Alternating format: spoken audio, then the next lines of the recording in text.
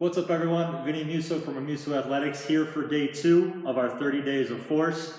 Still talking about force absorption. If you didn't get a chance to watch day 1, I recommend go back and watch it where we talk about the importance of force absorption and different methods that we use to train this technique. So today we're going to be going into detail about one of those methods, and that's going to be our eccentrics, or our slow eccentrics as we referred to them in the previous video.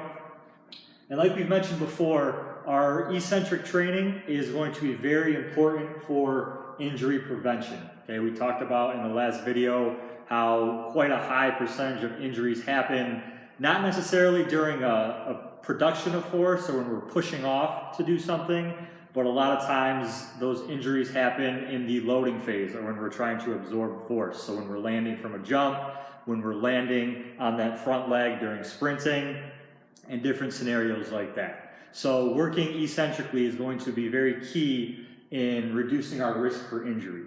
Okay, the other thing that slow eccentrics are going to help us with are they give us a greater chance to produce more force. Okay, and we'll go into detail more about this in tomorrow's episode where we talk about rate of force development and talk about the difference between that and our slow eccentrics. But basically, the stronger we are eccentrically, the more force we're going to be able to absorb and therefore be able to have the capability to produce more force. Okay, so that's another reason why eccentric training is so important.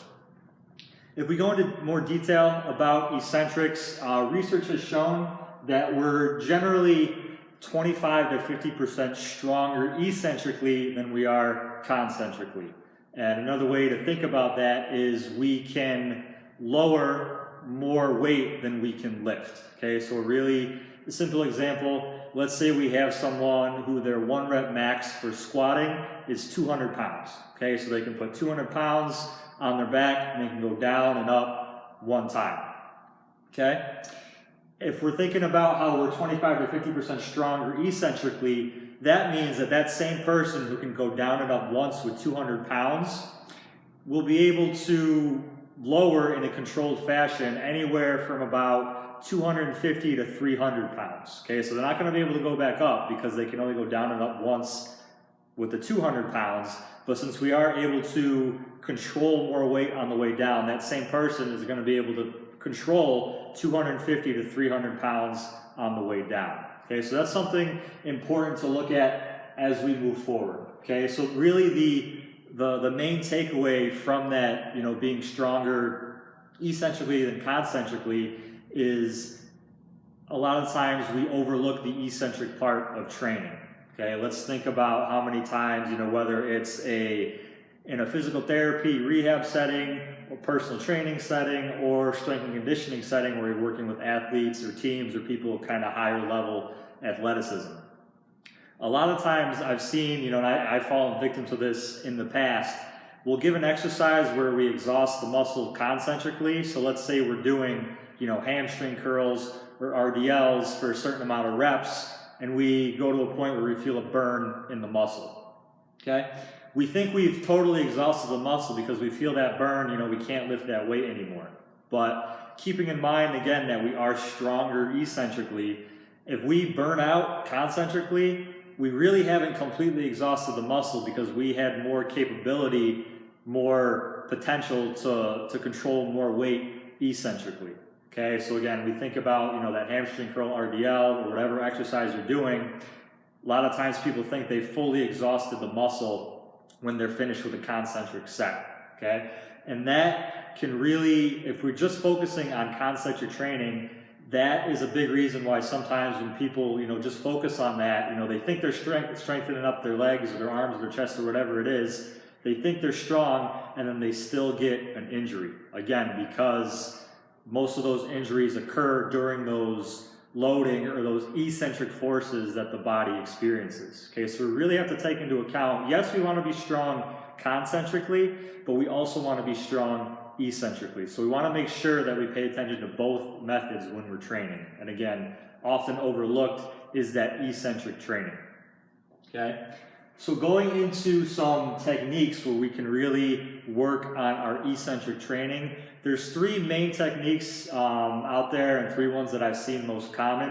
Okay, so if we look at the first one right here, a lot of people, if you've gone to the gym, some people might do this, is negatives. Okay, so essentially what negatives are is you load up a weight that you know that you cannot lift concentrically. So I see a lot of people in the gym working on their bench press will work this way. Okay, so again, use that squat example with the same weights just to make it easy. Using this technique is when a person will go, they'll load up on the bench. Let's say they can 1 rep max 200 pounds. They'll load up on the bench, 250 to 300 pounds. Again, a weight that they should be able to control down, but they cannot get back up. Okay, so when we're doing this, we'll see people, have a spotter, they'll unrack it, control it on the way down, and then that spotter will help them pull it back up. Okay, so that's our negatives. Another term that I like to use for that is absolute eccentrics. Again, because we're using a weight that is fully exhausting our eccentric capabilities and that we're not able to push back up. So positive of that is we are exhausting and truly working the muscles eccentrically. Some downsides with that are, one of them is you're going to need a spotter, because if you're moving a weight that you can't get back up, you're going to need help lifting it off your chest, or if you're squatting, getting back up to that top position. So that's one downside, is it's really tough to do something like this on your own if you're training. And another negative about it is there's always going to be some type of hesitancy from someone when they're trying to move a weight that they know they can't get back up on their own. So not as big of a deal with something like a bench where you're not going to be moving as much weight. But if we're getting into something like a squat where some people can eccentrically control a lot of weight, 300-400 pounds, there's going to be, some type of hesitancy to use that weight knowing that you need help. Even though you have a spotter, something about knowing that you can't lift that weight by yourself is going to make you hold back on the amount of weight that you're trying to use. So again, a positive about that is we truly exhaust and we truly work the eccentric of a muscle. But a couple negatives is you need another person there training with you to help you out, and there's going to be some kind of hesitancy just based on the amount of weight that we're trying to move. Okay, so that's our first technique. Our second technique here is something that we mentioned yesterday, and that is time under tension. Okay, so when we're talking about time under tension, we're talking about varying the tempo of the way that we're moving the weight.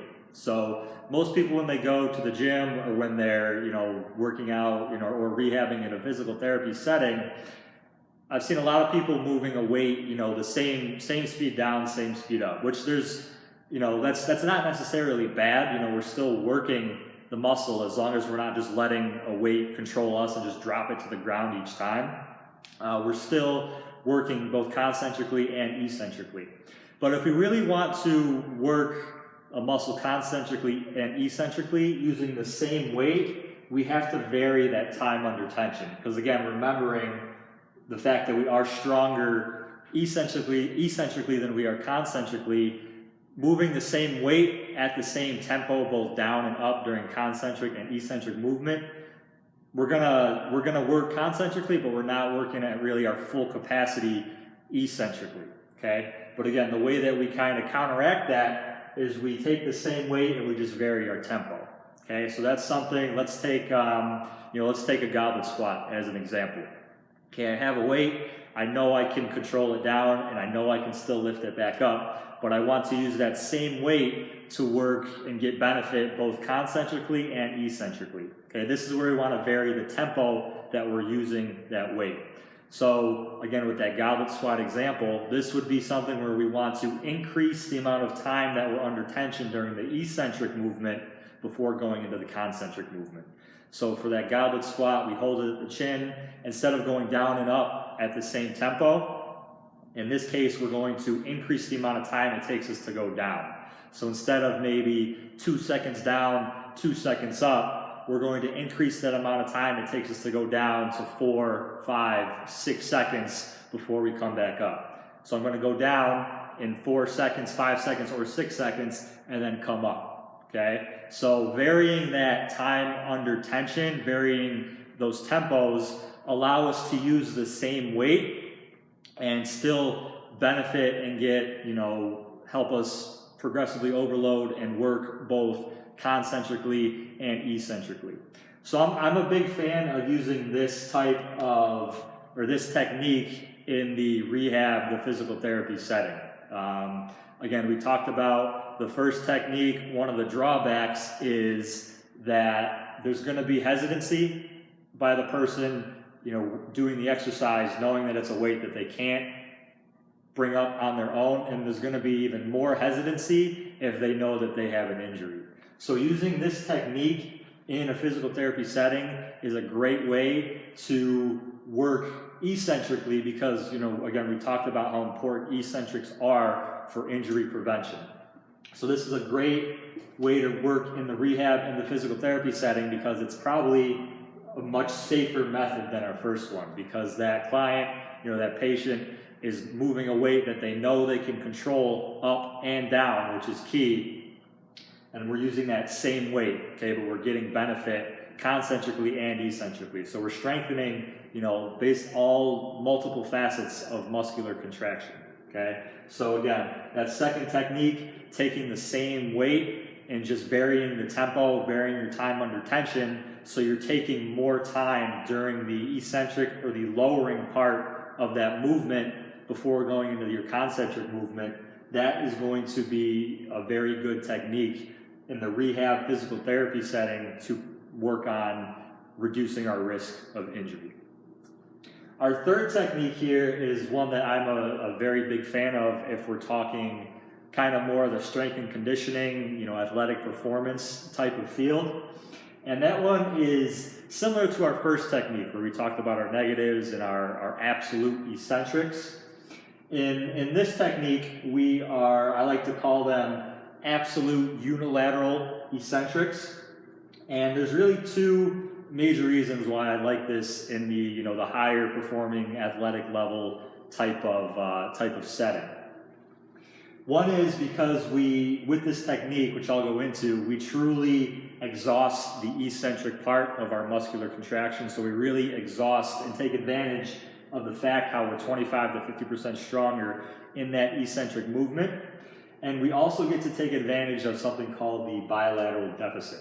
So I'm going to put a link to an article in the description of this video that talks a little bit about bilateral deficit. I'm not going to go into too much detail about the article itself. I will later on when we're talking more about our force production part of the series.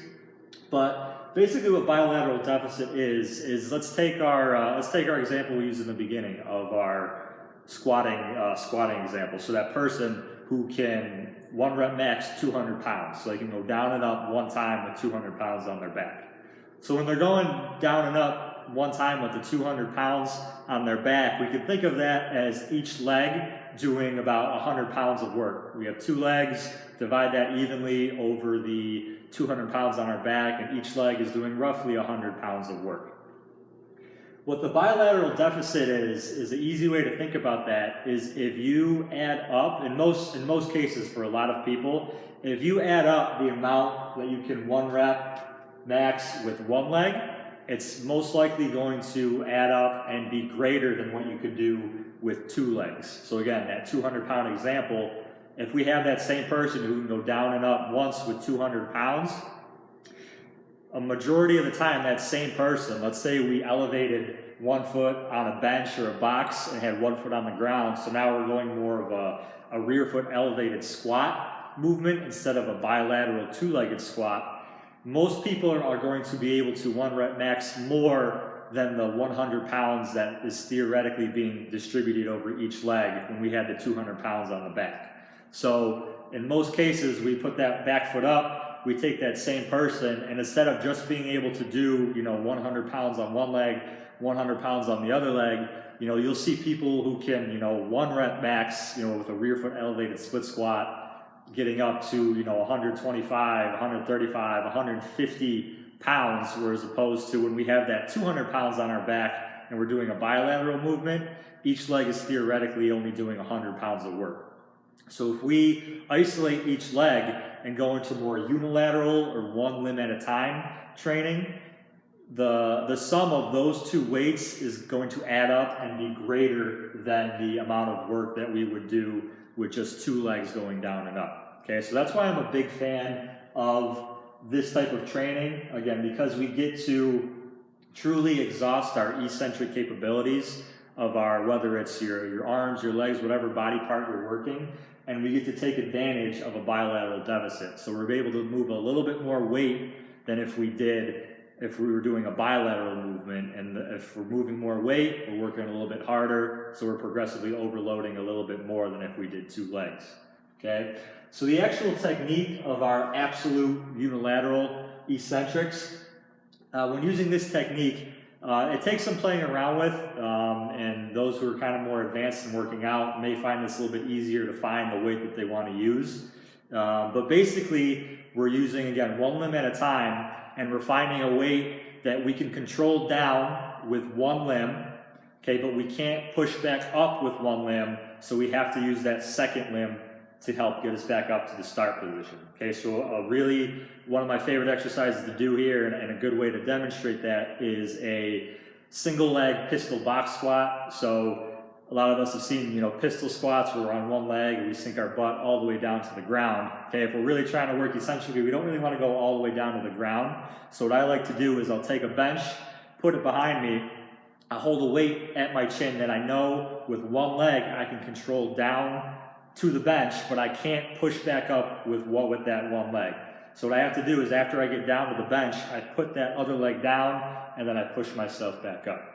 So again, we're finding a way that I can control down with one leg. Again, control, we don't want to just plop down. Okay, so we find a way I can control it with one limb, but I can't lift it with one limb. So I need to get that other limb involved to help me get back up to the top. Okay, so again, this technique, really good if we're really trying to truly exhaust our eccentric capabilities of, again, whether it's our legs, arms, shoulder, whatever you're trying to work. And it allows us to take advantage of the bilateral deficit. So we're able to move a little bit more weight than we would be able to do with our bilateral deficit. Okay, so again, our techniques again for working our slow eccentrics, again, eccentrics really being good for injury prevention and helping us be able to have a greater capability of producing more force. Okay, so our techniques, we have our negatives, our absolute eccentrics, which can be good for really exhausting eccentrically, but drawbacks being, you need another person with you to spot, or there's always going to be some type of hesitancy knowing that no matter what, you can't lift that weight, you need someone there. Okay, so that's our first technique. Our second technique is that time under tension.